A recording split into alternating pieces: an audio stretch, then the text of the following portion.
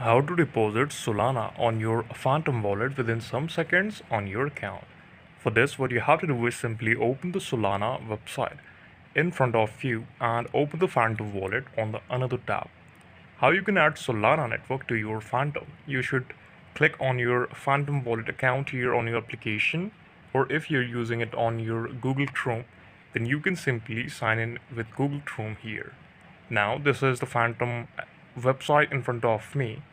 If I want to deposit Solana, what I have to do is simply open this, and on the home page you will see a lot of option to add, deposit, or to withdraw the section or the assets you already have in your account.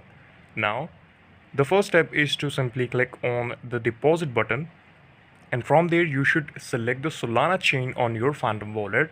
Then you can pay amount with your credit, debit, or your bank account. After that, your currency will be added to your Phantom wallet within some minutes after you do it. Thank you so much for watching it. Please subscribe to the channel and keep watching more videos like this.